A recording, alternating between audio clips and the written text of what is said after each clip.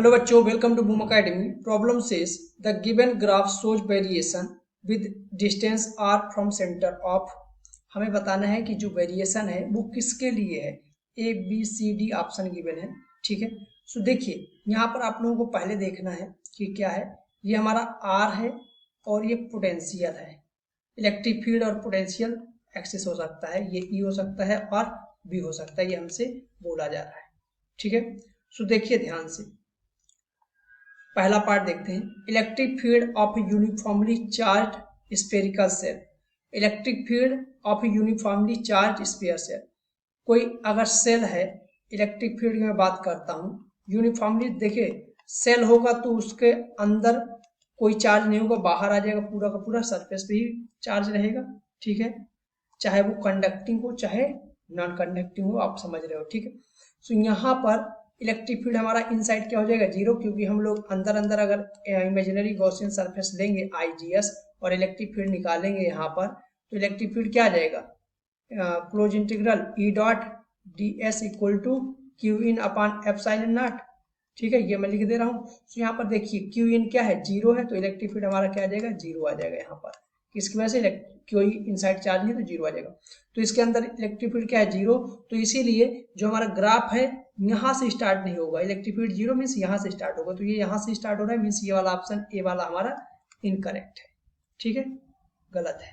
अब देखिए बात करते हैं बी ऑप्शन की। Potential of uniformly charge spherical cell. ये ए था, ये बी का एक्सप्लेनेशन।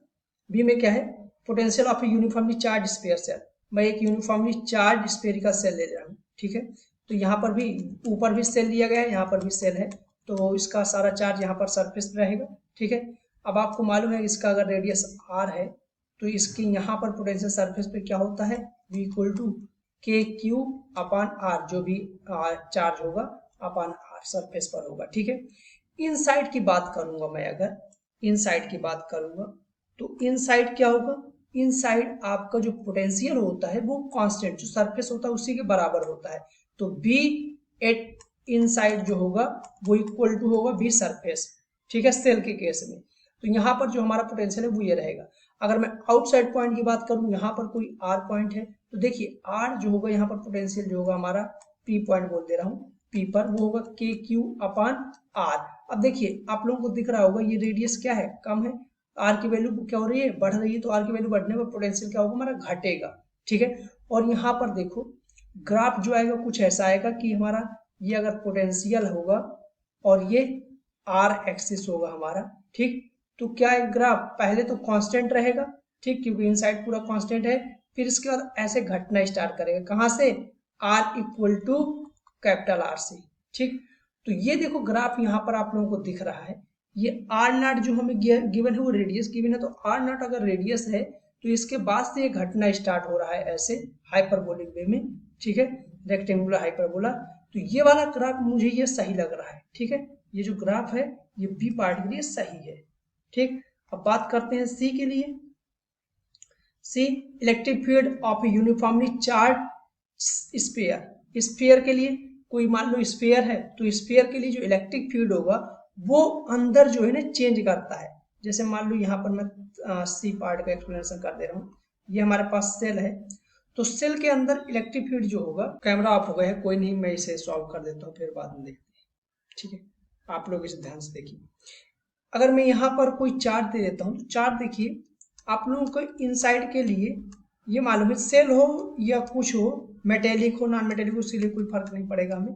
मेटेलिक होगा तो भी नहीं होगा, और अगर मैं मान लेता हूँ नॉन मेटेलिक है, ठीक है, तो नॉन मेटेलिक के केस में अगर हम लोग इलेक्ट्रिक फील्ड इनसाइड देखें, ई इनसाइड जो आती है K Q R upon R Q. So देखिए इलेक्ट्रिक फील्ड का ये वाला ग्राफ तो नहीं होगा, आप लोगों को मालूम है क्या होगा। अगर मैं इसे ई बोलता हूँ, ये आर बोलता हूँ, तो हमारा जो ग्राफ आएगा वो कुछ ऐसा आएगा, यहाँ पर लीनियरली बढ़ता है फिर ऐसे घटना स्टार्ट करता है, ठीक। तो ये सी वाला पार्ट भी हमारा नहीं होगा। बात करते हैं D potential of uniformly charge sphere. Potential of uniformly charge sphere का होगा, यूनिफॉर्मली चार्ज का नहीं होगा। क्यों, क्योंकि देखिए यूनिफॉर्मली जो चार्ज स्फीयर होगा, अगर मैं इसका नॉन कंडक्टिंग बोल देता हूं, तो नॉन कंडक्टिंग के केस में क्या होगा, यहाँ पर इसके पोटेंशियल यहाँ सरफेस में, बी सरफेस में क्या होगा, इसका रेडियस अगर आर बोलता हूँ, ठीक है, तो ये हो जाएगा के क्यू अपान आर। लेकिन जैसे अंदर जाएंगे ना इनसाइड, आपको मालूम है सेंटर पे जो पोटेंशियल होता है हमारा बी इनसाइड जो होता है सेंटर पर, वो जो बाहर वाला है उसका 3/2 के क्यू अपान आर होता है, ठीक। तो यहाँ पर भी क्या हो रहा है, पोटेंशियल अंदर बढ़ रहा है, मीन्स पोटेंशियल ग्राफ अगर बात करें, ड्रा करें इसके लिए, तो ग्राफ जो होगा हमारा यहाँ पर ये तो होगा, साथ में यहाँ पर बढ़ जाएगा ऊपर, ऐसे ऐसे कुछ ग्राफ आता है हमारा, ठीक है। तो ये आएगा, यहाँ पर ये वाला भी नहीं होगा। हमारा फाइनल आंसर कौन सा है, बी पार्ट। आई होप ये आपको समझ में आया होगा। मेरा कैमरा ऑफ हो गया है, कोई नहीं, आप लोगों को अगर समझ में आ रहा है तो आप मेरे को कमेंट जरूर करना। Thank you.